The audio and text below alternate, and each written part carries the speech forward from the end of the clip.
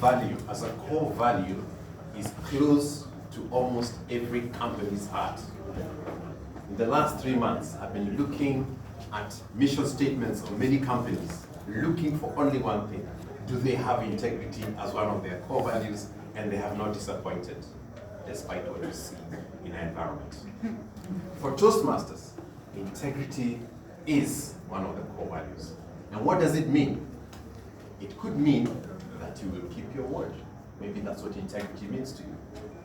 It could mean that you will give a fair evaluation after listening to a speech. It could also mean that you'll always tell the truth. But overwhelmingly, integrity usually refers to the prudent and honest stewardship of funds that are entrusted to you. Whenever you talk about integrity, money comes to the back of everyone's mind.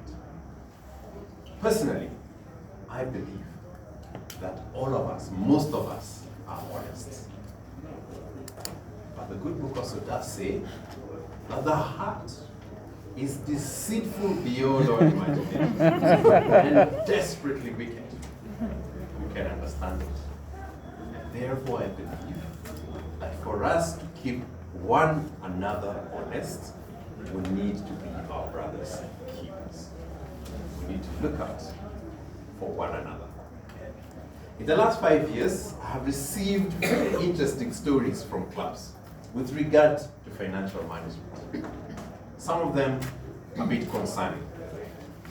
At the end of the term, the treasurer does not hand over to the incoming treasurer, and there's a little bit of a panic. Or perhaps the records that are handed over are incomplete, and we're not absolutely sure how the money was spent. In one terrible instance, I was told of a club officer who spent club money for himself.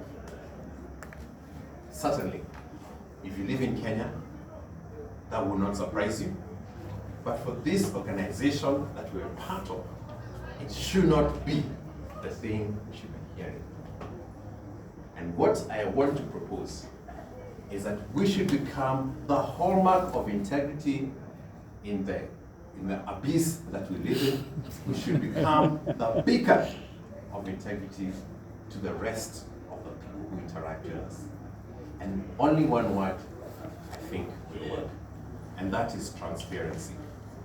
And transparency only works if we're looking out to see that that person or that organization is being transparent. We need to be our brother's keepers.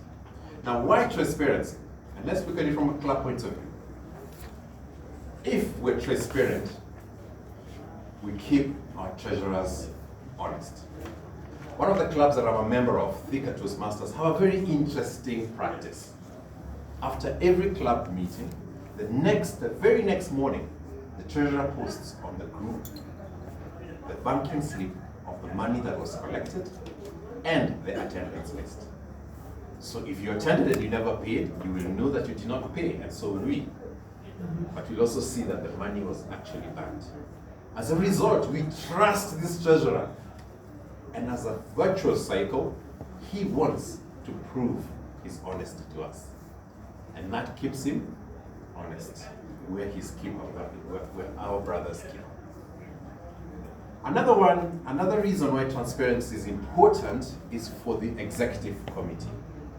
Now in SEMA, one most interesting innovation this year has been these charts that we see in front of us. At the beginning of the year, we all promised, we pledged to put our hands on our chests and said, we shall do these projects. And how is the EXCO keeping us honest? By putting them out. But for us, what has happened is that the EXCO has what is known as a halo effect. We actually believe they're doing a fantastic job because they're keeping it transparent. And Mr. President, you are doing a great job. The third reason why it is important to be transparent, especially in terms of money, is because others can begin to see and learn from you. If, say, for example, SEMA's accounts, and by the way, SEMA has possibly the best budget that was done of of all the 54 clubs in the region, other clubs will begin to learn lessons from it. They begin to ask our treasurer, our club, how have you done this? How have you saved money here? How can we collaborate? Perhaps, how can we ensure that even we get a surplus in our accounts? I believe that transparency only improves the workings of any club or any organization, and especially within our country. I'm sure you believe that this is so. Now, I've just started on my high performance leadership program, and what I intend to do is to produce a system, a spreadsheet, a workbook that allows any treasurer in any club to be able to do three things. Number one, make a proper budget. It is simple, straightforward. You do not have to be a highly qualified accountant like Patrick Monk.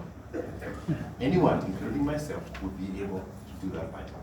Number two, it should be able to allow you to report back to the club on a monthly basis how the club is spending your money. And I think that's a win-win for us as members. Don't you agree? Yes. And the third thing, at the end of the year, it will be very easy for us to have an audit done and to transition to the new EXCO and to the new treasurer. I believe that this is something that must be done now, because if we don't, those few cases that I've mentioned earlier will begin to multiply and we shall be in a crisis. I am of the positive view of mine that we must take action to ensure things happen.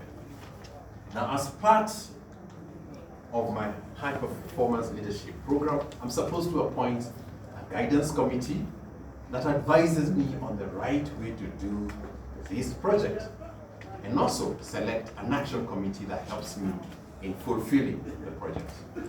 I want to appeal to you, my fellow members of SEMA, who I hold in high regard. Be part of my guidance committee. When you see me walking on the streets, ask me, have you considered this? Are you sure you're doing it right? And I will take your guidance to heart. If you think you're an expert, because I'm obviously not one, come and ask to help me, and I'll be happy to take your assistance. My question to you, will you do it? Yes. Will you do it? Yes. Can you do it? Yes. I'm sitting over there, come and help me.